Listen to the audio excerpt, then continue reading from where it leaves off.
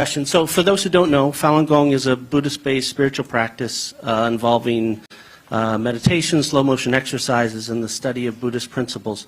It was very, very popular in the 1990s. In fact, the Chinese government did a survey, and in 1999 found that there were 70 to 100 million people practicing. And it wasn't just in one region, it was everywhere. It was on university campuses, farmers, housewives, military leaders, even family members of the Politburo. So they saw that many people, and in 1999 a few leaders decided that the entire spiritual practice had to be eradicated, and so that's what we've been dealing with for the last 23 years, rampant imprisonment, torture, killing, and forced organ harvesting. So that leads me, there was really three challenges when it came to documenting, and I think the first challenge is the scope and geographic diversity. This was, again, people that were everywhere in China, and to try and document what was happening to them, the sheer volume and the diversity of location was difficult.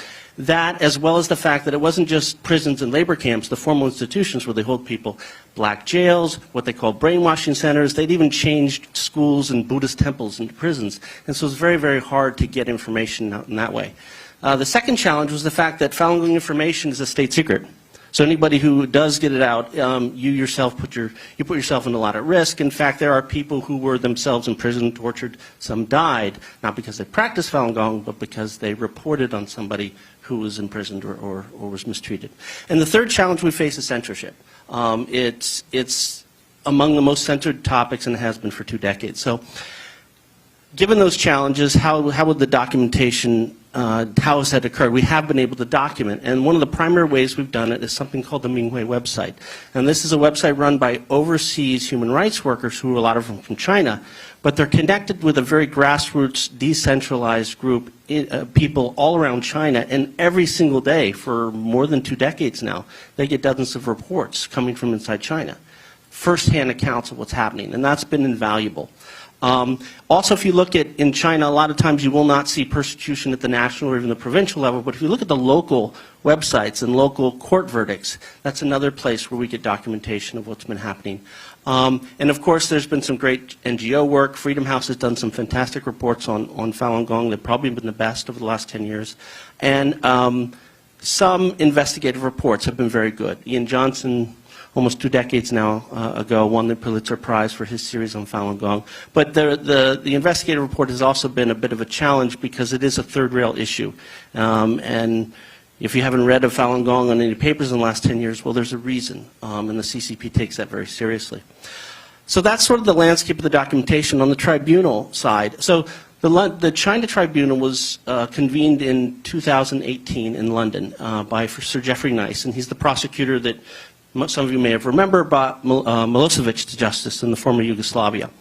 And they convened a tribunal in London. Over the course of a year, they had over 50 witnesses come forth, looking at thousands and thousands of pages of documentation. And what they found were basically four things. One, that crimes against humanity, both against Falun Gong and Uyghurs had occurred. Number two, forced organ harvesting had been going on and continues to go on a significant scale, and Falun Gong are indeed the primary targets. There was no evidence, despite what the CCP said, there was no evidence that they had dismantled the infrastructure that would be needed to carry out forced organ harvesting, and so it was continuing.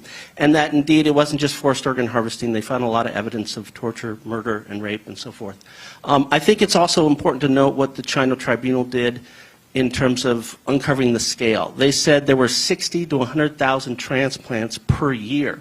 So if you look at just the Falun Gong community alone, over the 15 years or so we have of evidence of forced organ harvesting, hundreds of thousands would have died, would have been killed in this process.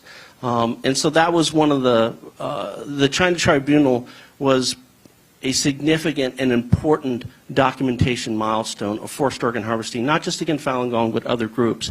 And I think other tribunals have since come about, like the Uyghur Tribunal in 2021, doing the same thing. Very, very important in terms of uncovering what's really going on inside China.